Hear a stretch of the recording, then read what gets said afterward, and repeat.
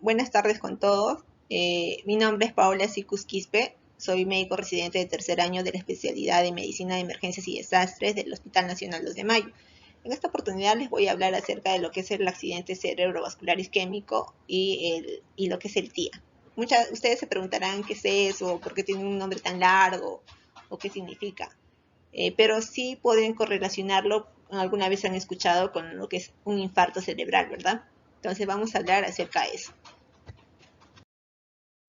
Básicamente como objetivos tenemos de cómo reconocer un accidente cerebrovascular o un infarto cerebral, que es muy importante y que ustedes deberían conocer. Otro,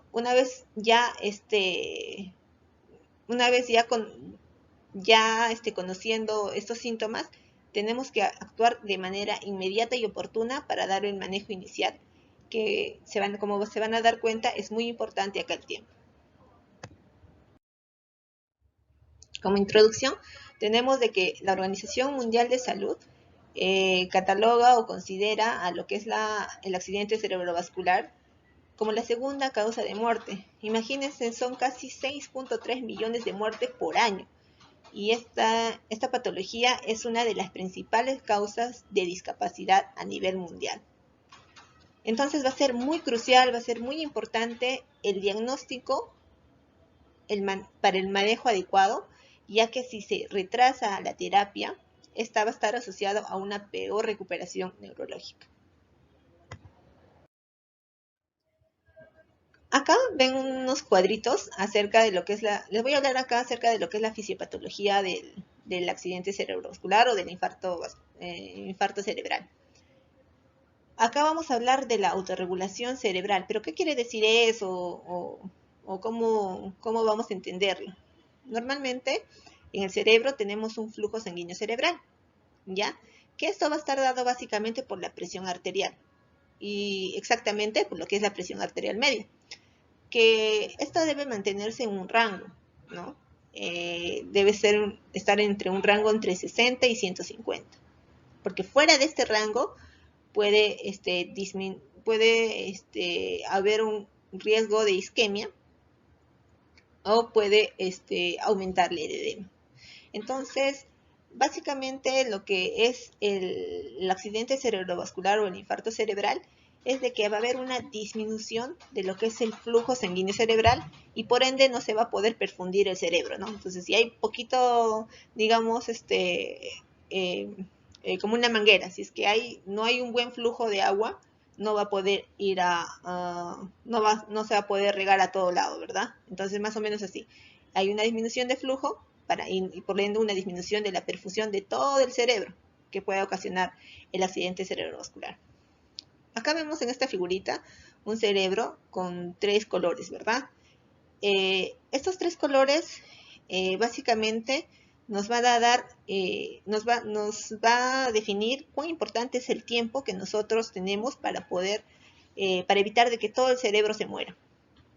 Entonces, el halo verde que ustedes ven acá es conocido como una oligoemia benigna, es decir, que se puede recuperar este tejido, al igual que el halo celeste que se conoce como penumbra, que si nosotros diagnosticamos a tiempo un accidente cerebrovascular, estas dos áreas se pueden salvar o recuperar. Pero el área que ya está en un celeste un poco más oscuro es el área donde ya se ha producido el infarto. Y una vez que se haya producido un infarto en el cerebro, ya no se puede recuperar ese tejido. Es un tejido ya muerto. Es por eso, y es muy importante, que si es que se llega a diagnosticar a tiempo esta patología y se llega a tener un manejo oportuno, estas dos áreas, esta área de penumbra, se podría salvar, ¿no? Al igual que la oligoemia benigna.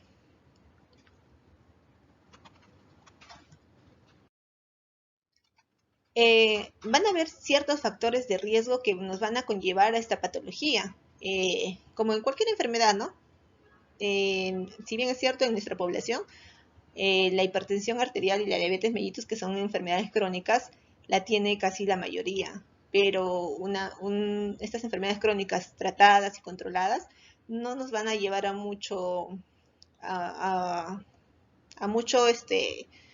daño, ¿no? pero si normalmente son pacientes hipertensos y diabéticos no tratados o mal controlados, que dejan su tratamiento o lo toman de vez en cuando, ahí sí nos puede ocasionar mucho daño. Otro factor de riesgo es el sobrepeso y la obesidad. Es un factor muy importante, ya que en nuestra población vemos cada vez un aumento de obesidad. Entonces hay que tener en cuenta en eso. El consumo de alcohol. El consumo de alcohol también es un gran factor de riesgo, al igual que el consumo de exceso de grasa o de sal. El cigarro.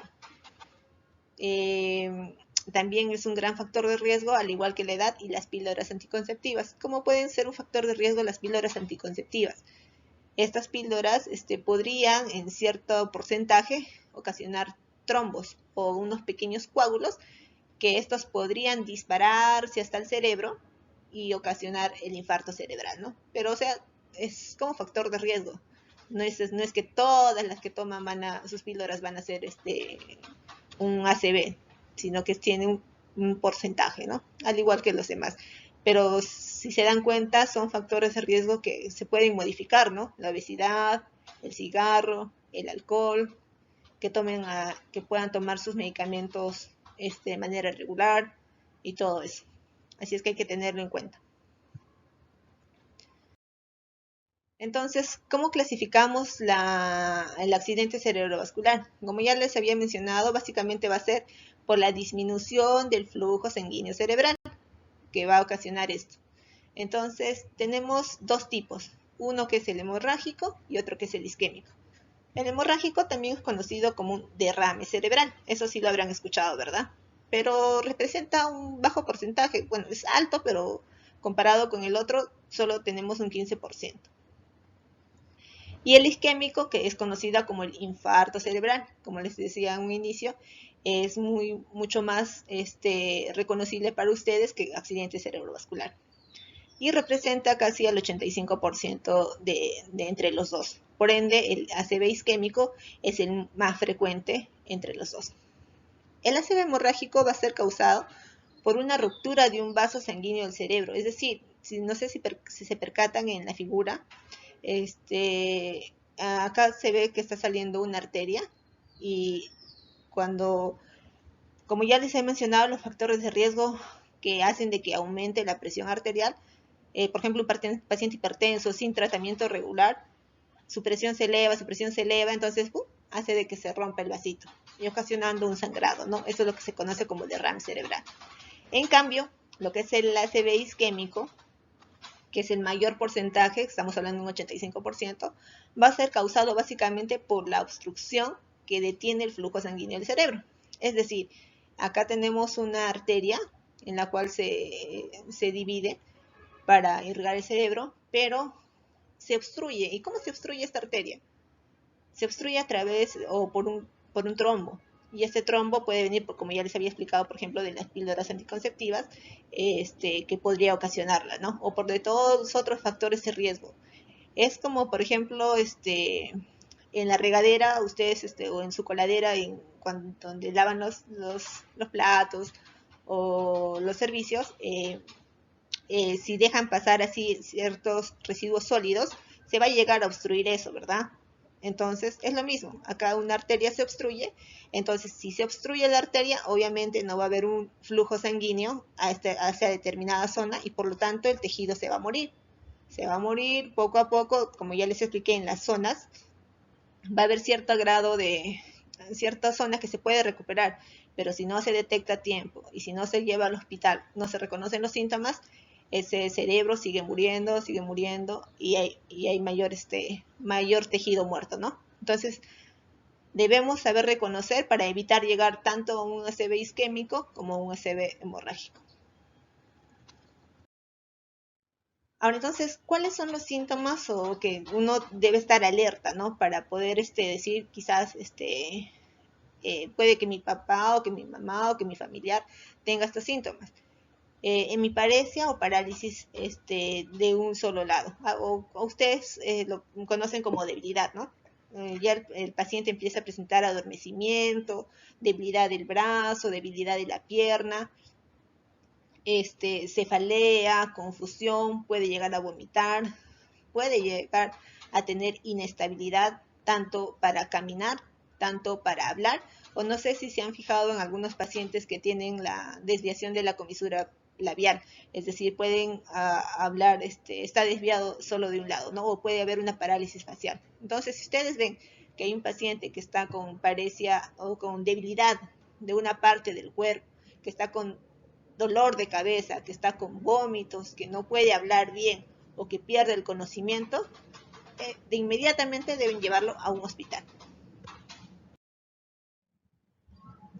Eh, Básicamente en el del manejo antes del hospital, en el prehospitalario que se conoce, es sospechar cuando hay un inicio repentino de un déficit neurológico. ¿Qué quiere decir?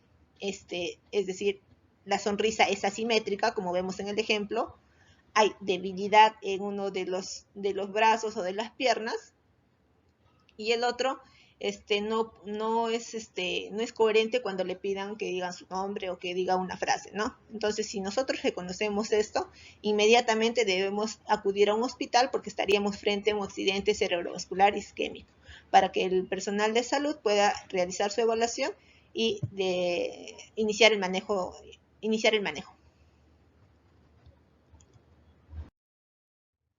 Eh, Básicamente, lo que es el manejo prehospitalario es el reconocimiento de los síntomas, y inmediatamente debería llevarse a un hospital que tenga un equipo de accidente cerebrovascular agudo.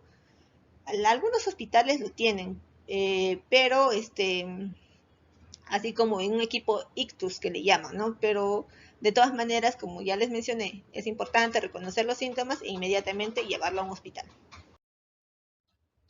¿Por qué es importante? Este cuadrito no sé si me llega a entender muy bien, pero básicamente son minutos los que no deberían demorar para nosotros poder hacer el diagnóstico, ¿no? Una vez que llega, debemos tener el paciente debería ser evaluado lo más pronto posible. El paciente necesita que se le realice una tomografía, porque a través de la tomografía vamos a ver si realmente es isquémico, o es decir, un infarto, o hemorrágico, o es un derrame, ¿no? Y eso es por eso, como les decía, todo es cuestión de tiempo. Mientras más rápido se diagnostique, mientras más rápido se lleve a un hospital, mientras más rápido se haga la tomografía y mientras más rápido se actúe, va a haber menos tejido muerto. Por lo tanto, el tiempo va a ser casi igual a tejido cerebral. Entonces, el actuar oportunamente va a ayudar a salvar al paciente, ¿no? De discapacidad o un retraso neurológico, básicamente de discapacidad, que eso es lo que no se quiere llegar.